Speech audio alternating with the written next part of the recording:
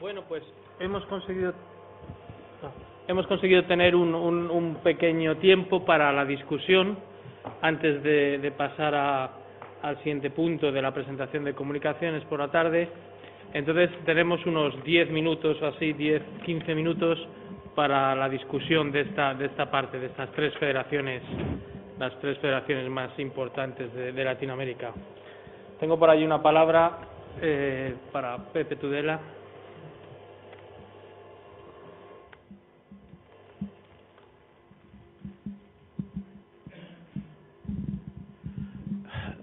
Muchas gracias a los tres.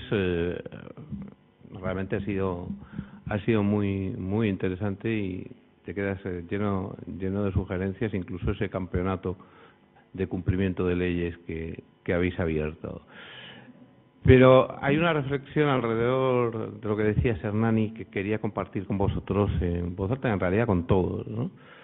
Es decir, porque lo hemos visto esta mañana también como uno de los criterios de calidad democrática, incluso la propia idea de representatividad, es siempre que se responda a las expectativas, a los deseos de... Tú has acabado más o menos con esa idea, ¿no? A ver si tenemos suerte y alguna vez conseguimos que se cumplan esos deseos de los ciudadanos. Pero claro, es que simultáneamente yo estaba pensando... Primero estaba diciendo, sí, ojalá sea así, pero luego también me estaba dando miedo, ¿no? La frase, porque tú mismo lo has dicho, es decir, el candidato en estos momentos mejor posicionado en Brasil, es alguien que tiene un lema de que el mejor bandido es un bandido muerto. En Filipinas hay que recordar lo que está sucediendo con el régimen de Duterte. Es decir, ¿cómo resolvemos esa brutal, me parece, contradicción cuando al final la ciudadanía, por razones seguramente explicables, es decir, la situación de Filipinas no la conozco bien, pero supongo que sería terrible, con una delincuencia y una inseguridad brutales? Sí, esas cosas no pasan nunca porque sí, o sea, eso estoy convencido, y los ciudadanos pues acaban en la desesperación también por algunas razones. En general, también en ocasiones es más difícil de explicar, porque ahí me traslado a Alemania. Es decir, que en un país como Alemania, pues el 13% de la población se vea impelido a un voto como el que ha hecho, pues también te despierta ciertos temores, ¿no? Que a lo mejor son menos fácilmente comprensibles. Claro, ¿no creéis que sí hay que estar pendiente de lo que ese ciudadano quiere, pero que también una función esencial del líder, del político, es intentar que, bueno, pues que algunas cosas no se lleguen a plantear, y que si se plantean, decir este no es el camino? Este no es el camino. Creo que hay yo no acabo de poder delimitarlo bien, pero me parece que hay allí una fisura importante. ¿Os parece bien si recogemos un par de preguntas más? Sí.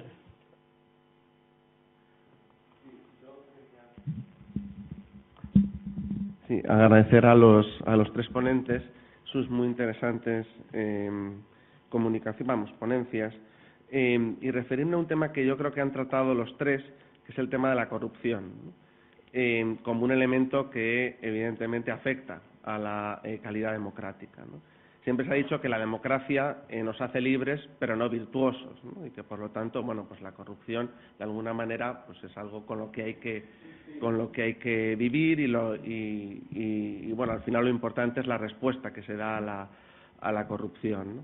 Pero yo, más allá de esto, quisiera hacer referencia, bueno, pues a un elemento que al menos en Europa yo creo que se vincula como algo consustancial a la idea de integración y por lo tanto de al menos modulación de la corrupción, ¿no? Que es la idea del Estado social como instrumento de integración, ¿no? Si fue Hermann Gela el que teorizó la idea de Estado social como superación del Estado de Derecho, ¿no? Y afianzamiento del Estado de Derecho en las nuevas condiciones, ¿no? Y bueno, pues las constituciones, pues después de desde la Segunda Guerra Mundial, pues la Ley Fundamental de Bonn, la francesa, la italiana recogen la cláusula del Estado social, ¿no? Y se configura, bueno, pues la necesidad de una universalización de la sanidad, de la educación como elementos sustanciales para asegurar la integración de la sociedad, ¿no? Y se entiende que eso, bueno, pues logra una homogeneidad social, y esa homogeneidad social puede lograr evitar o bueno, por lo menos permitirnos estar en unos estándares de corrupción aceptables, ¿no? Yo no sé eso hasta qué extremo ha calado o si ha calado en los respectivos estados constitucionales de los que habéis hablado, ¿no? Y hasta qué extremo eso puede ser una solución, o a lo mejor no es la solución. Es decir, yo es que creo que, como decía cuando hablabas del constitucionalismo en México, ¿no? La solución de acudir a los tribunales, ¿no? De buscar más instrumentos jurídicos, al final no resuelve nada, ¿no? O resuelve muy poco, ¿no? La garantía fundamental de la Constitución, o la defensa fundamental de la Constitución, es una defensa política, no una defensa jurídica, ¿no? Y yo no sé si creen ustedes que esa defensa política puede ir por ahí, ¿no? Que al final es un problema de desigualdad, que si hay desigualdad, pues es que va a haber corrupción, ¿no? Se va a fomentar la corrupción, no es cuestión a lo mejor de cultura, ¿eh? Es que si hay desigualdad, pues al final la corrupción es algo lógico, ¿no? Es algo que es aquello de que el padre de unos hijos que dice, hombre, porque a mí, mis hijos, se les quite un parque y me lo pongan a 100 metros, pues hombre, podré protestar, pero si es cuestión de que a mis hijos se dejan de comer, pues a lo mejor cojo las armas, ¿no? No sé. Tengo una pregunta de Santiago. Buenas tardes. Yo quería felicitar efusivamente a los tres ponentes de esta tarde. Me ha parecido magníficas sus intervenciones. Y a renglón seguido quería decir que como países hermanos también deben sentirse hermanos en este aspecto de la corrupción, porque en España yo tengo acuñada una frase ya de hace algún tiempo, que es que la norma general esencial dentro del ámbito social, ¿verdad?, no solamente del político en España, es el incumplimiento de las normas. No sé si en Argentina, pero desde luego en uno de los países hispanohablantes hay ya escritas tesis sobre el incumplimiento de las leyes, porque esa es la pauta general. Entonces, eso me lleva un poco a la tercera reflexión, que es que aquí veo que no se ha definido lo que se entiende por calidad democrática, ¿eh? Según el diccionario de la Real Academia Española, la calidad es una propiedad o conjunto de propiedades inherentes a una cosa que permiten juzgar su valor. La cuestión es cuáles son esas propiedades inherentes a la democracia que permiten juzgar su valor, ¿verdad? Y entonces aquí es donde me parece a mí que está el fallo, ¿no? Yo tengo que confesar que yo ideológicamente me muevo más en la órbita de los que defienden un orden liberal, un orden jurídico liberal, de Estado de Derecho, de sometimiento a la ley, etcétera. Y para mí, sobre todo, la democracia sería un sistema ideal como control del poder.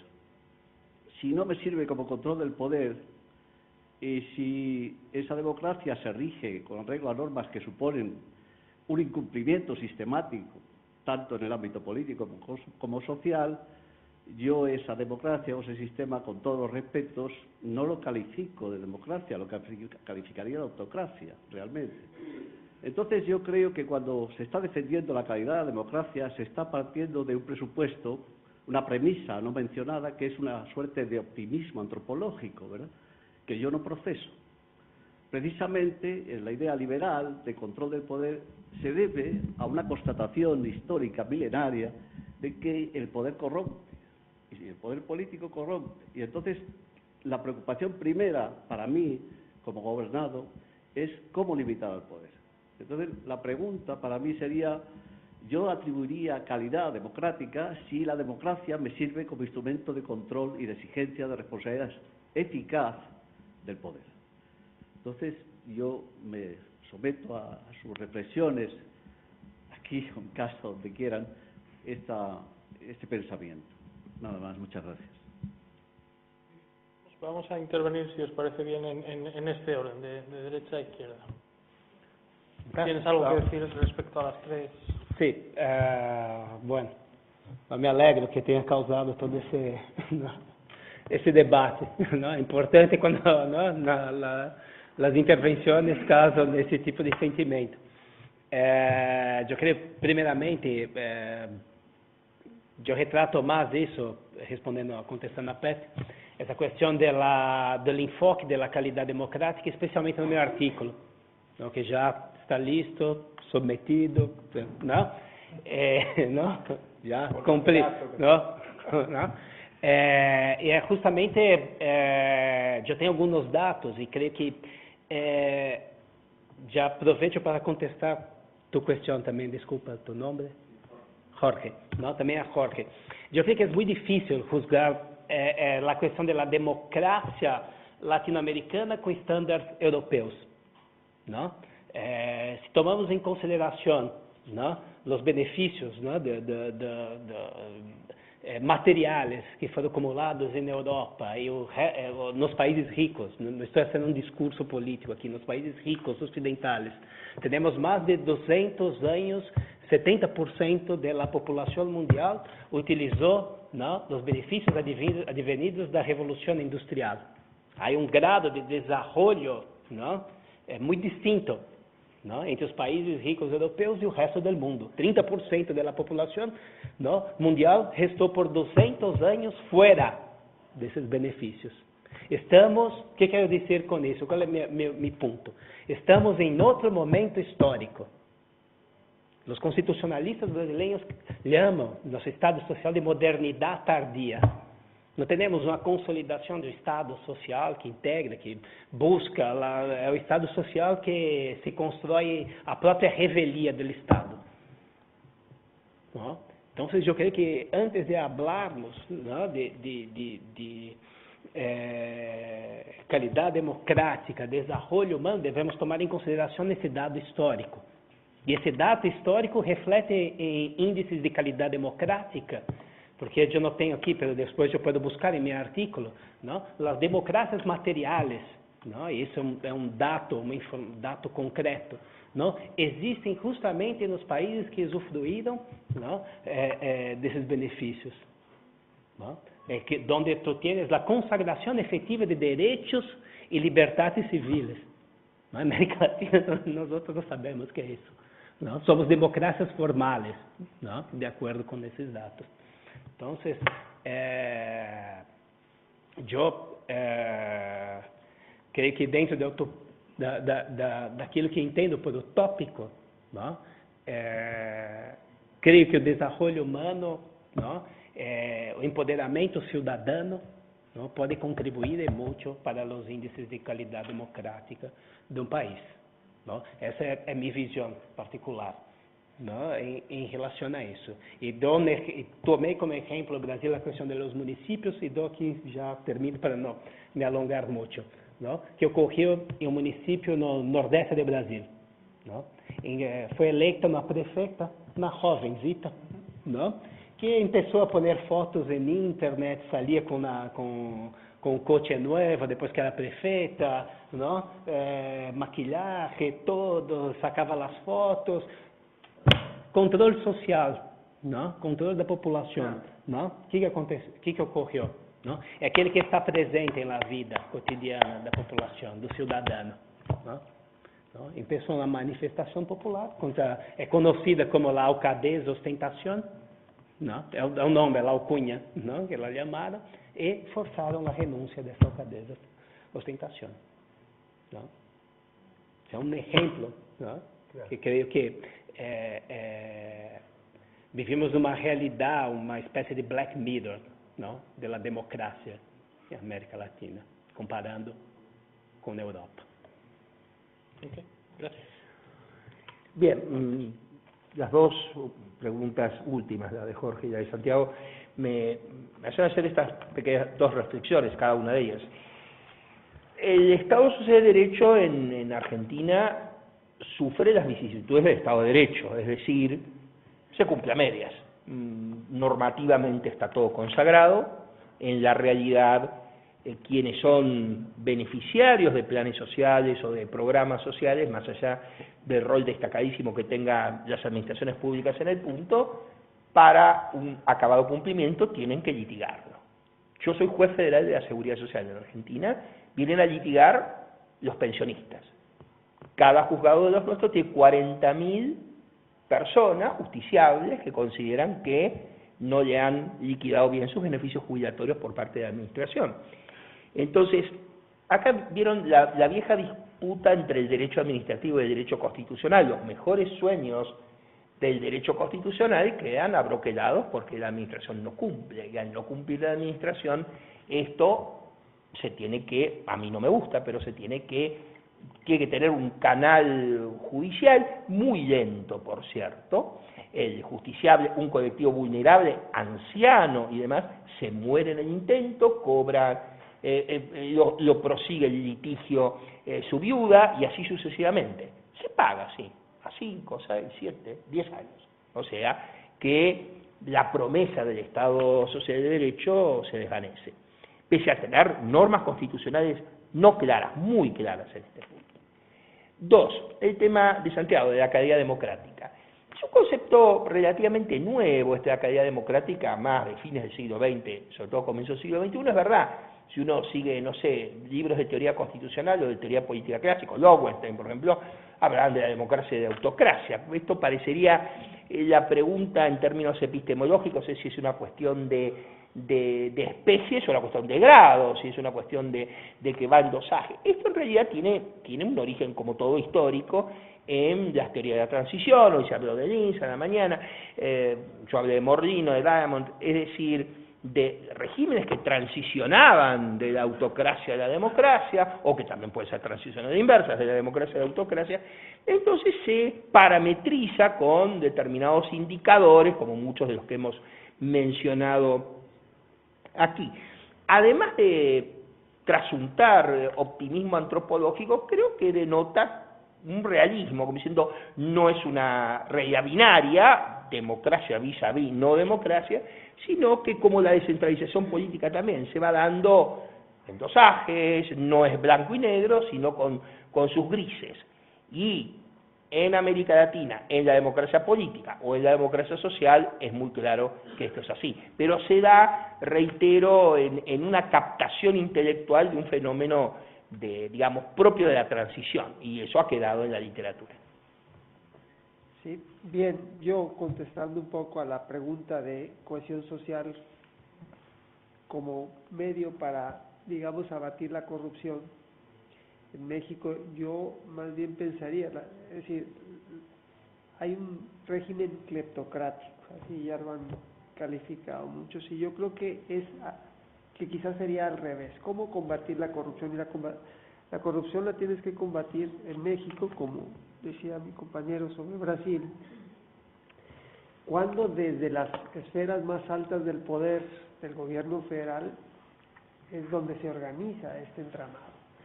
Y para eso yo creo que el ejemplo de Italia y de Guatemala da la pauta. Es decir, tenemos que ir a una institución supranacional para poder llevar a cabo investigaciones objetivas en materia penal donde esté involucrado el presidente y su nomenclatura. Solo así podemos empezar, incluidos personajes muy importantes o agentes privados muy importantes, solo así podríamos cortar ese sistema político que absorbe los recursos que deberían de ir efectivamente a igualar la situación social, ¿no? Porque bueno, una democracia no puede subsistir con esos niveles de desigualdad que tenemos en México. Y esto, en su libro de Paideia, Hegel ya hablaba de cómo la democracia en el mundo clásico tenía que estar, o estaba basada en una cierta igualdad social, ¿no? Y estudios empíricos ahora lo muestran, ¿no? Tony Judith en Algo anda mal, cuando analiza empíricamente lo que pasa con el esquema neoliberal cuando está siendo aplicado en el Reino Unido y en Estados Unidos, dice que ese esquema lleva a pobreza y desigualdad, exclusión, y que la desigualdad social y la pobreza genera todos los males sociales, desde luego, entre ellos la violencia. Y él dice, y esto que estoy diciendo yo para Estados Unidos y para Inglaterra es igualmente aplicable para México. ¿Qué pasó en México? Que hace 30 años cambiaron el modelo de la Revolución Mexicana, el proyecto económico-social de la Revolución, e implantaron un modelo neoliberal. Y bueno, lo que pasa, o lo que está pasando, es que no tiene los efectos sociales que dicen los teóricos neoliberales del trickle-down economics, de que los satisfactores materiales, cuando se produzcan, se van a derramar hacia abajo. Bueno, eso no está pasando ni en Estados Unidos ni en Inglaterra, según Tony Judith y otros profesores que han hecho el estudio empírico, y desde luego en México no pasa. Entonces, yo creo que ahí sí tenemos que también replantearnos el tema del modelo económico en el caso de México, para retomar la beta histórica que traíamos de un modelo de Estado social de la Revolución. Gracias. Muy bien. Bueno, pues muchísimas gracias por vuestra contención y precisión, que ha hecho que, no sé si cumpliremos o no las leyes, pero desde luego las normas de tiempo en este Congreso las hemos cumplido ejemplarmente, acabando a las 7:15 para dar paso a María Salvador y su relato de las ponencias presentadas. Muchísimas gracias por una interesante sesión. Por favor, gracias.